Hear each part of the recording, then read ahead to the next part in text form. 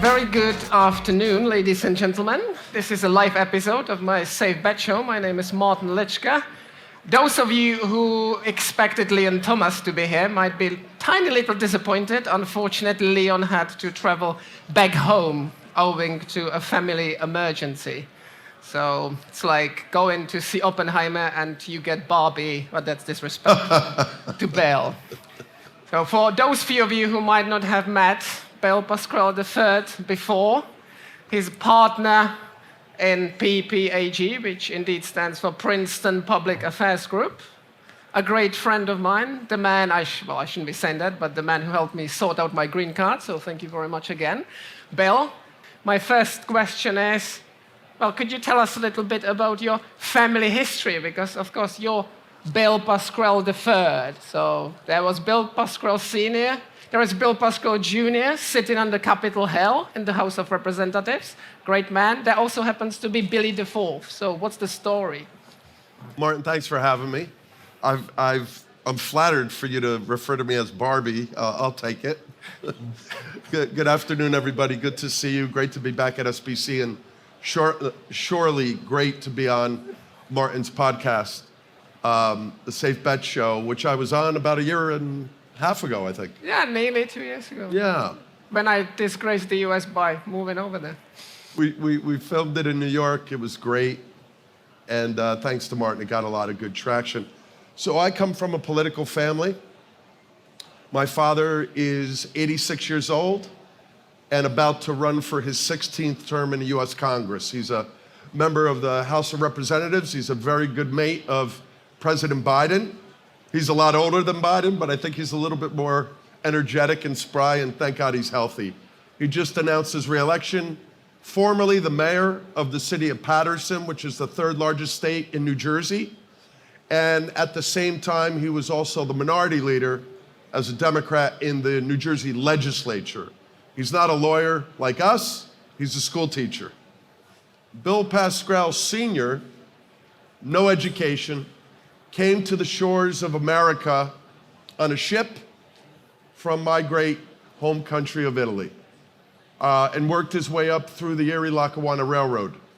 No education, a scrapper, but a Republican.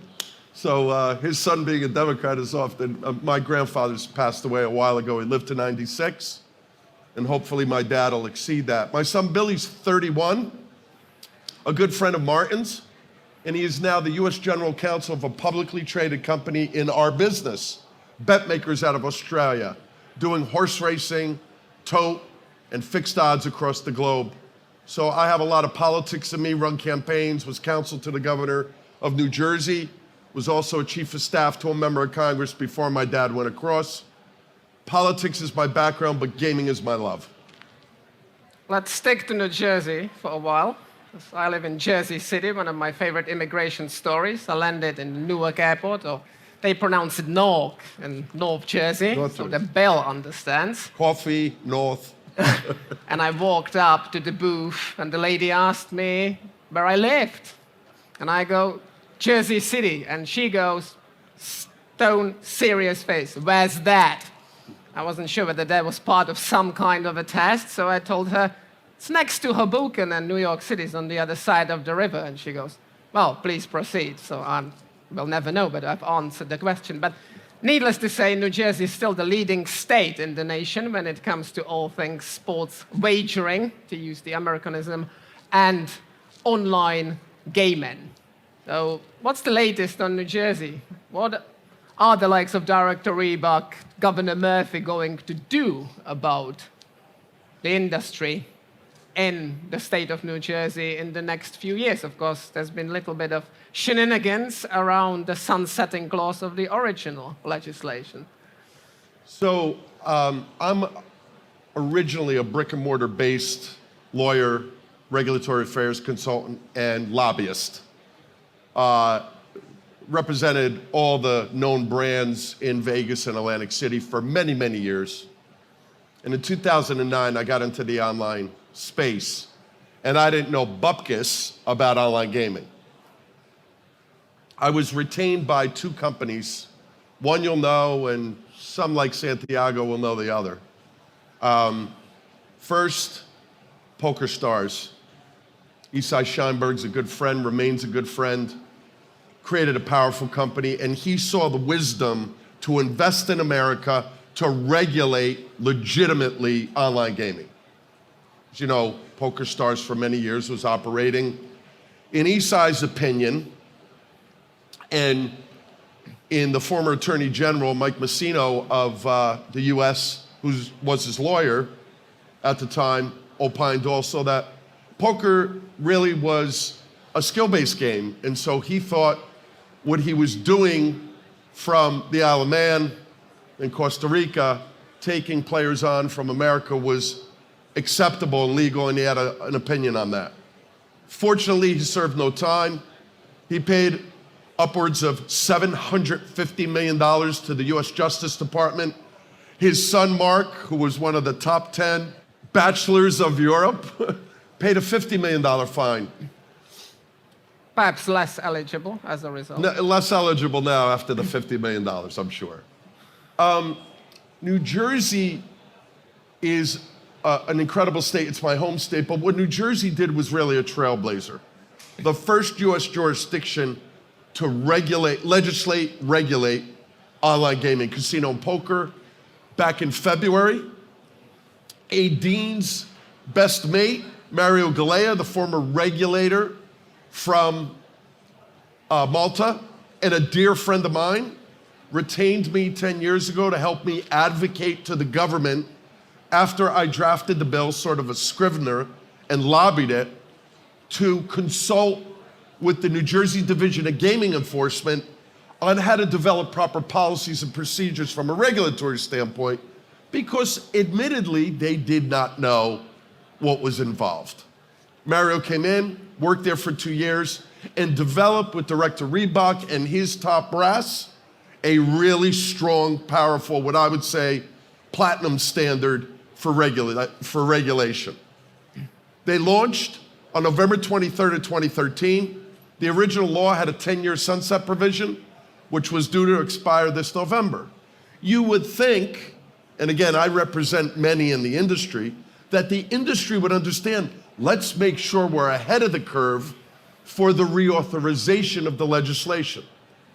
I was lobbying my own clients to say, get me engaged on this, let's go. Bill, it's gonna pass. How do you know? Oh, we know. How can it not? Went from 10 years to 2 years. And then they wanted to get into the game. So the legislators are a little bit disappointed in the industry's continuous contacts with the politicians. We got it to 5 years as a compromise. We'll be coming back in the new session because the entire legislature's up this November, 40 Senate seats, 80 Assembly seats in the lower house. But I think the legislatures look at raising the tax, which we have to push back hard at, because New Jersey, first state in the nation to regulate online, the lowest tax rate in the country. We need to keep it that way, but it's not going to happen organically by itself. And then final point, Martin, if I may say, I was also privileged to be, if you will, the quarterback of the 10-year campaign to repeal PASPA, the federal law Professional Amateur Sports Protection Act, which banned sports betting in the country except for Nevada, which always had it. There was a 2-year opt-in. Nobody really exercised it except for Delaware with parlays. And we ultimately, on May 14th, 2018, the US Supreme Court, in great tribute to Governor Christie, Senator Lesniak, and Ted Olson, we repealed PASPA, and now we have US sports betting, retail online in 36 jurisdictions, plus the District of Columbia. And we'll come on to talk about that. We'll come on to, you'll be pleased to hear, to talk about quarterbacks as well, because now the season, of course, has started, and Bill will hate me for those questions. But before we do that, you once famously called the Empire State in New York, not very much the Empire State, but rather the communist empire of betting. Would you want to, in the taxation context, explain yourself? So, full disclosure, I've worked with Martin for the past 5+ years, privileged to work under his leadership on responsible gaming and integrity, and also serve on the Entain Foundation on RG, with Martin as our chair and Amani Toomer and I, the former New York Giants Super Bowl champ, on that foundation. I never thought 10 years ago, let alone 5 years ago, I'd be a consultant being paid really properly by Entain to advocate for responsible gaming. The important thing to note is that what Martin has done, particularly across the globe, but even more granularly in North America and now in LATAM, is really try to explain to operators we have to get ahead of the curve. We have to make sure to create a more sustainable, profitable industry. We're concerned about our consumers and player protection. Now, the RevPsych people in the room are gonna be like, because that competes with their ability to get bonuses.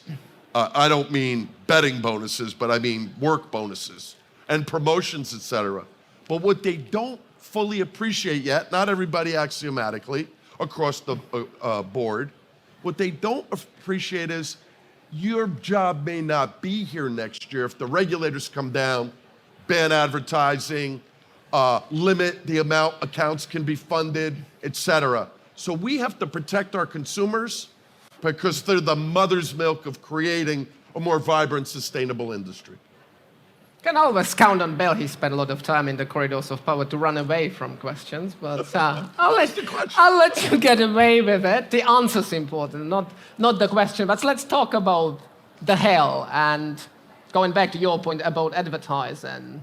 Our by now good friend, Representative Tonko, he put forward a bill designed to impose a blanket ban on all sports betting-related advertising throughout the country, and on the federal level. He now seemed to have garnered the support of Representative Joyce from across the aisle. What would be your take on that? Is this a real threat? What's going to happen to the bill? Originally a Democrat bill, but now we got a Republican on board. So this is another example of, I don't want to make this about me, but my frustration with the industry. And I'm a part of it, and I love it, and I embrace it, and I have a lot of clients in it. By the way, the show is all about you. You're the guest. You can make it about yourself. That's fine. When Congressman Tonko introduced his bet ban bill, now, let me say this. Congressman Tonko's from upstate New York representing Saratoga, where the Saratoga racetrack is owned by Naira, a massive organization with tracks across the globe, including Lone Star State, Lone Star Park in Texas. So they have massive power. Tonko is a mental health advocate in the Congress, very concerned about mental health issues, not very educated about our industry, and is concerned about the harm that he believes, similar to drugs and alcohol, et cetera, that betting and sports betting and online gaming would do. When the bill dropped, Martin immediately called. We started hovering over it, and the industry dismissed it because it's full of a lot of pedestrian professionals when it comes to lobbying and government affairs and regulatory affairs. They looked up, they didn't know who Congressman Tonko was. They looked him up and said, oh, he's a Democrat. They're in a minority. That bill will never pass. Well, if you recall, when Nancy Pelosi lost the speakership and Kevin McCarthy came in after 15 votes last January, this past year, Martin and I were there for that, interestingly, they only have a 5-seat majority. 5 seats flip, the Democrats are in control. And I'm not saying that's going to happen, and I'm not advocating for it to happen in this audience. But what I'm saying is you have to take that bill seriously, because there's many purposes of putting a bill out to make a statement. It's not always to pass a bill. Regulators, governors, legislators, and state legislatures across America are looking at that bill and saying, maybe we better give a think about this. So Martin and I, thanks in great part to my dad who helped set the meeting up for us, met with Congressman Tonko for a nice long meeting with his chief of staff and his legislative director last May, just before Memorial Day weekend. And we've convinced him that there needs to be a better thought about it. And then I was able, thanks to Martin in great part, to debate him at the NIRA conference in August about the bill, not in a dodgy way, but just to explain that, Congressman, what you're going to do if we ban advertising, this applies to any jurisdiction, Europe, South America, Canada, Australia, Southeast Asia, it applies across the globe. Africa, you ban advertising, you're driving customers to the black market. You're driving them away from the regulated market. Advertising, media, affiliates are a critical part to keeping the consumer protected and on the right rails. It's also our responsibility to protect our customers. So Tonko's given a think about it, but we're now even more grossly concerned that Congressman Joyce from Ohio, who's a Republican, I would say a right-minded Republican, is now on the bill. Because now that bill has an opportunity to move in the current legislature, which you know is a 2-year Congress. The elections are next year in November. We would surely need more Republicans, like Congressman Joyce, but let's not talk about the risk of government shutdown. Right. Hopefully McCarthy will figure out a way of avoiding it. That's, as you've said, 15 votes to get elected the speaker, but I don't want to talk about that. The Coalition for Fair Gambling, originally a UK concept, and they now have landed ashore in the States. They've been, if I may use that phrase, quarterbacked in the States by our friend Brian Dora Chaval. They happen to be having an event, for the record, we're filming on the 21st of September, an event on the Hill next week with Tonko and Joyce involved. What's your take on the coalition? How do you think this will pan out? What, as an industry, what would be your advice to the industry as to what we need to do besides, which is something we have already done, besides reaching out and having a chat? I'm a big advocate for transparency, education before advocacy. We need to do a better job as an industry, and this doesn't just apply in America. This applies across the globe, from Australia to London to Italy to the CIS region, everywhere in the globe. We need to do a better job as an industry of realizing regulators and politicians are very critical. Why? They pass legislation or they don't, and they license us. The most valuable asset in your company, if you're regulated, is your license. You want to protect that. You want to keep that license. You lose it, you obliterate the opportunity to print money, make money, generate revenue, create jobs. I am not a huge fan of the way this new coalition is moving forward. I think they're full of very good intentions, but I think they have to do a better job of clarifying their mission. Our mission, not that we're in competition with them, but our mission is we promote gambling. We're not against it. We promote it, but we also promote a more proactive, self-regulatory regime. There are some dodgy jurisdictions across the globe, I will not name them, you probably know what I'm talking about, that have really could care less about regulation or not. I was in a cab last week in Laguna Beach, California at the, if I may say, the EGR Power Summit. I think I can say that. It's on record now, you can. You have.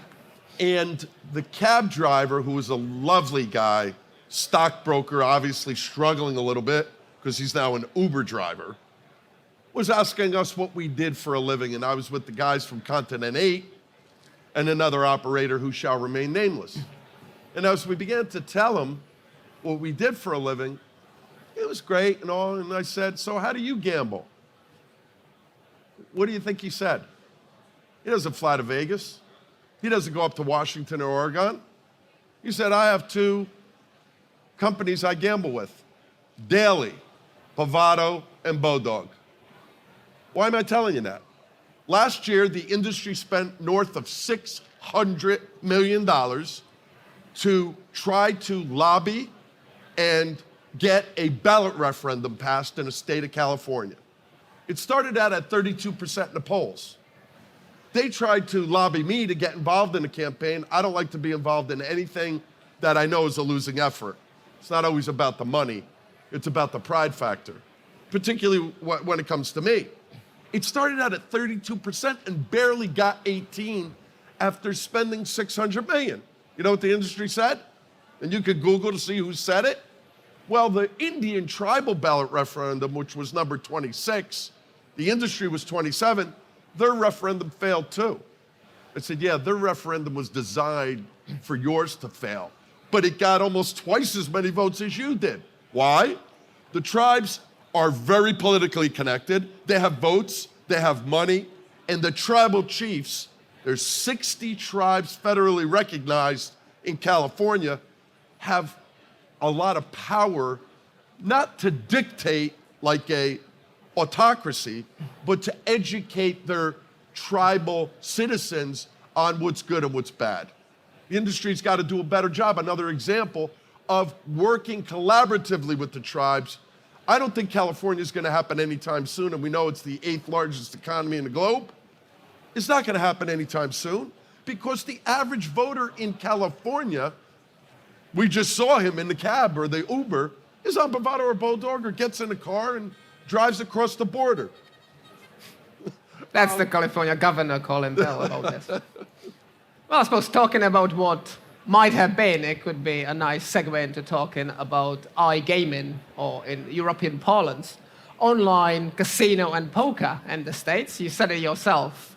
North of 35 states, plus, of course, a number of tribal jurisdictions have regulated sports wagering in one way or another. Not all of them happen to have internet or mobile sports betting, but it's 30 plus. And compare and contrast that with 8, or as I tend to say, 7.5 states to have regulated online casino. By the way, 7.5, to explain that, Nevada has only regulated online poker. The other 7 states have all the verticals, i.e. casino games and poker. So what do you think is the issue? Do you think that 2024 will finally be the year when iGaming catches fire in the likes of New York State, Indiana, Illinois? And also, could there be an issue with the fact that, unlike sports betting, also on the RG side of things, iGaming doesn't really seem to have a robust enough narrative behind it? Couple of top-line facts. New Jersey was the first state to pass the bill in February of 2013. Delaware and Nevada came right after. Delaware with both casino and poker. Nevada, scratch your head.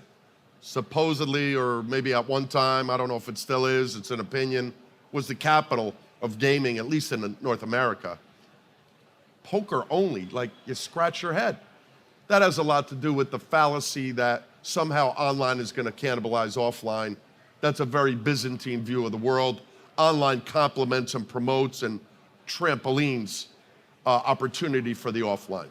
But would you think that 10 years later, plus 6 months, only 4 more states came on?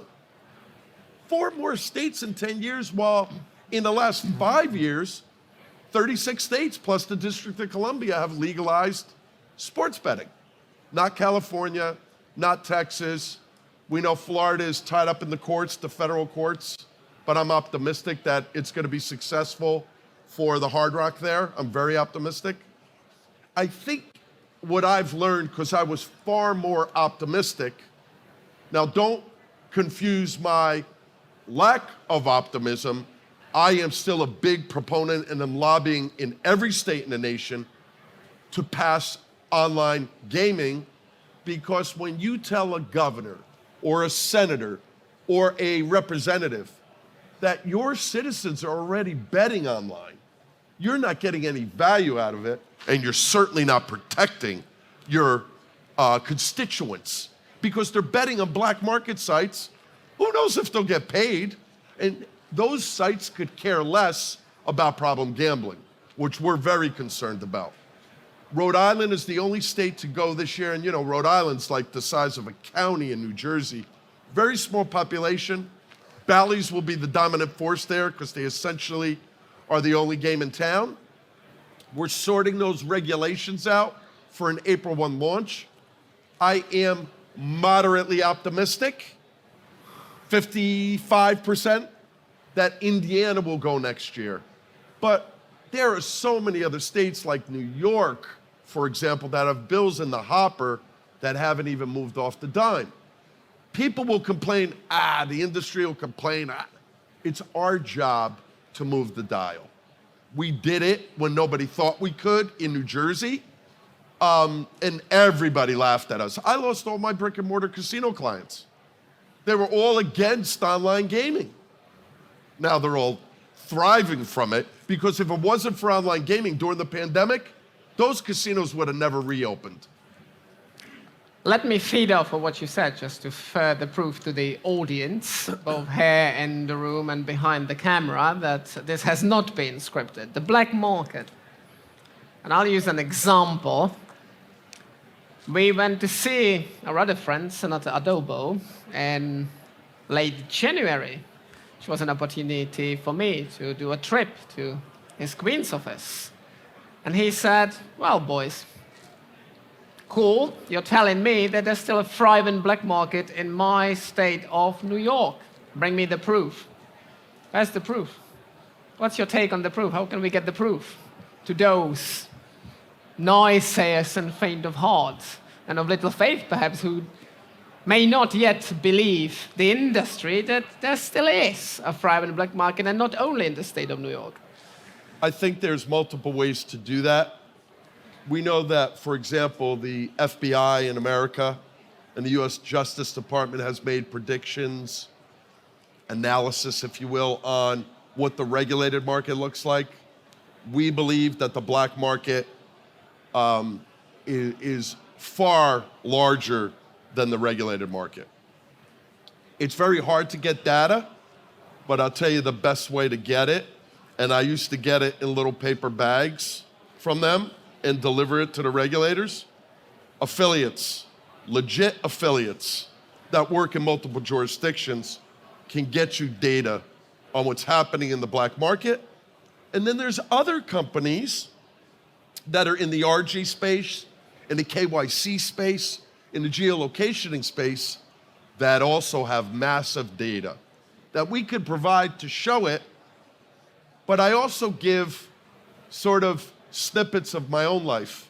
When I first was lobbying this issue of online gaming 11 and 12 years ago, my two children, I guess my thing fell off, I don't know.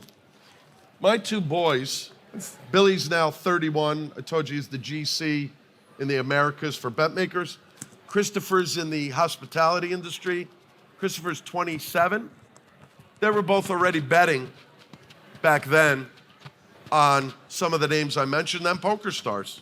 Back then, when they were 20, even when they were 16.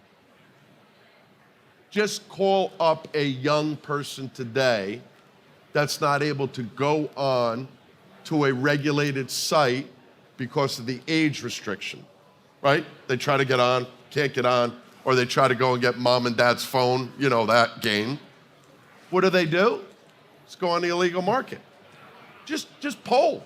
We know, for example, the NCAA did a study, which Martin was involved in. Massive numbers of young folk are betting on sport. You can assume from that they're also in casino and poker. It's a fun thing to do. So legislators are always, I believe, most trying to do the right thing.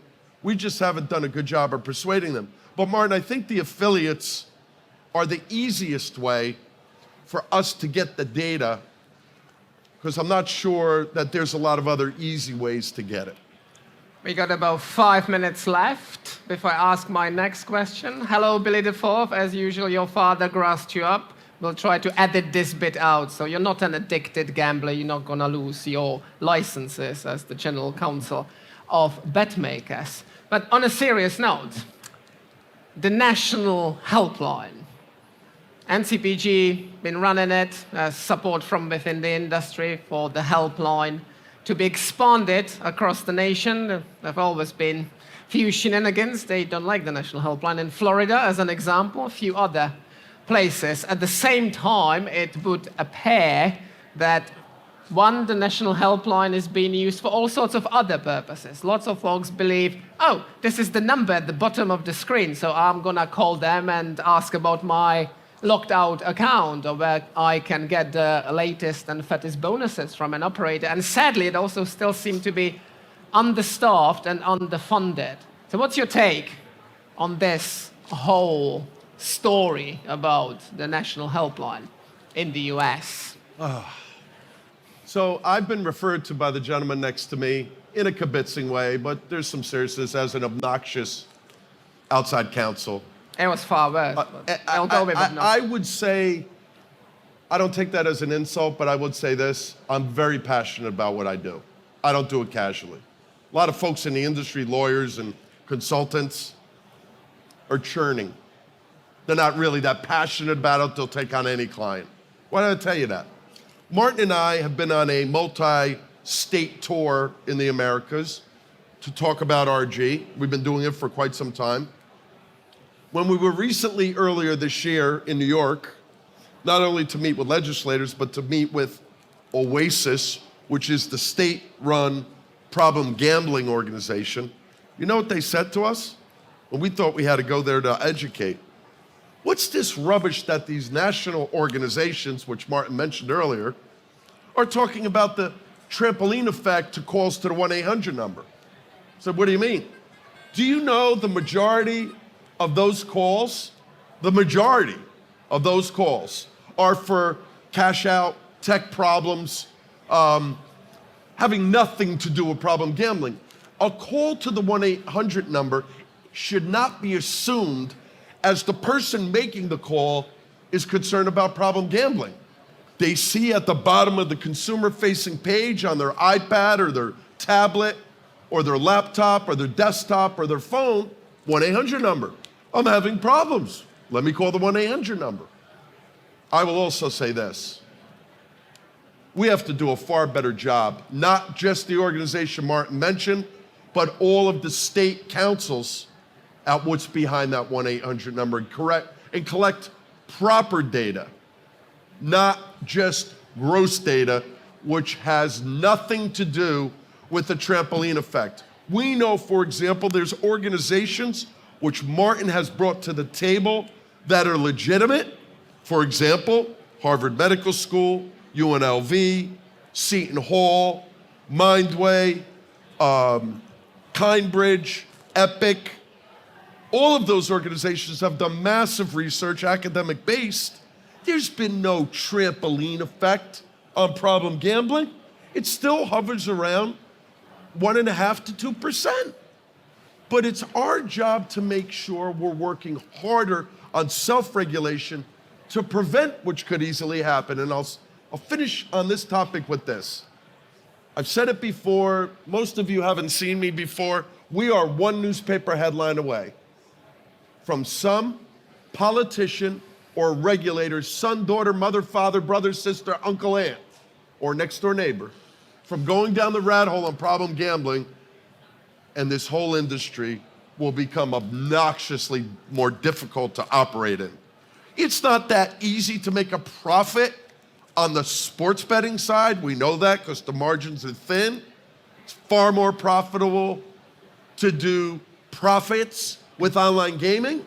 Why the hell would you spend $600 million to pass a sports betting law when you could have spent 10% of that and gotten multiple states across the line?